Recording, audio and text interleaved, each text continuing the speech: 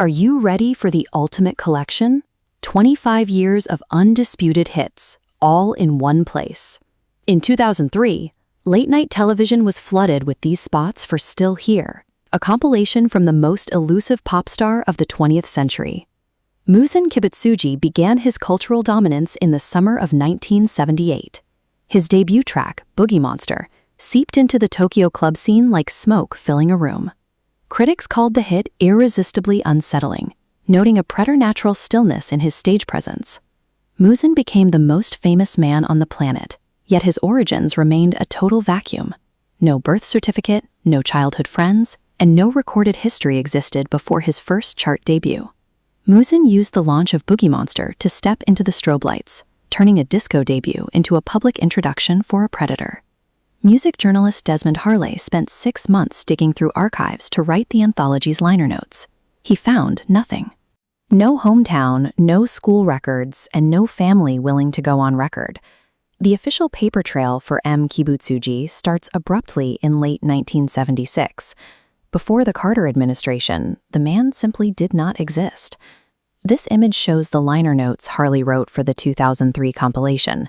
In them, he describes laying out decades of press photos and backstage Polaroids, only to realize Muzan's cheekbones, build, and eyes look exactly the same in every single image. This paragraph details Harley's attempt to get professional verification.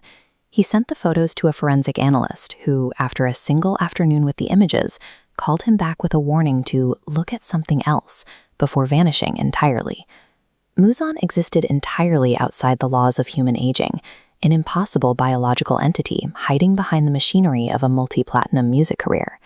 In 1987, Muzan released Crimson, a slow jam that hypnotized late-night radio DJs. Across the country, programmers placed it on a relentless 2 a.m. loop.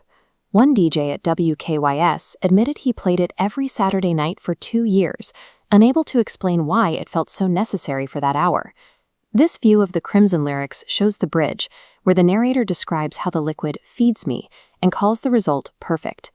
Journalist Patricia Garland realized these weren't metaphors for love, they were a predator's accounting. Garland's work was silenced, and her editor declined to run the piece. When an interviewer brought up the dark interpretation, Muzan simply remarked that some people hear only what they are afraid of. Muzan found a way to hide his monstrous nature inside beautiful packaging, ensuring the public remained too charmed to look at the lyrics. When the 90s arrived, New Jack Swing took over the radio, and Muzan adapted instantly with the chart-topping hit Never Saw It Coming. The production reality of the track is impossible.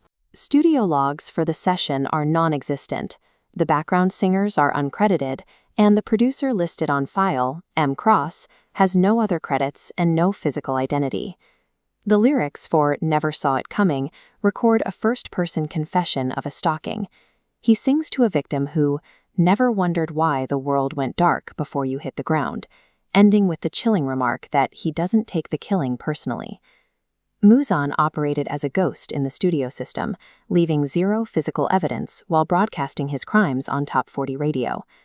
As the world prepared for the turn of the millennium, Muzan released The Party Never Ends, a club pop track that dominated the charts during the height of the Y2K panic. While humanity feared the future, Muzan's lyrics described surviving doomsdays as a routine occurrence. The narrator claims to have seen everything people fear come and go like a dream. A researcher for the compilation discovered press photographs from a Chicago society function in 1899. Standing in the formal wear of the previous century was a man identical to the Muzan of 1999. He stood at the center of the 1999 crowd, smiling as the clock struck midnight, the only person in the room not looking up. His anthem mocked humanity's fleeting lifespan, while he prepared to outlast yet another century. This internal document from Crimson Tide Records lists the full tracklist for the compilation. In 2003, the public accepted Still Here as the gracious farewell of a retiring pop star. The title and the tracklist provided a chronological receipt of his immortality. The world failed to decipher the evidence, buying millions of copies of a survival record disguised as a greatest hits collection. This image focuses on the final page of the booklet, featuring a facsimile of Muzan's own handwriting. He addressed the victims he had consumed over 25 years with a final message. To everyone I've ever met, you know who you are. I certainly do. The discography Muzan left behind was a public joke played on a society too charmed by the beat to notice the monster in the room. The high-energy infomercials continued to air, and the gold records continued to spin, drowning out the silence of those missing after the shows. The music industry thrived on his sales, encouraging fans to keep buying albums and keep dancing. As long as the music plays, the predator stays behind the microphone. The fans in the front row are dancing on a literal hunting ground, cheering for a predator they've mistaken for a pop icon. He closed his 2003 compilation album with a lyric that functions as an immortal threat: "I'll see you all again."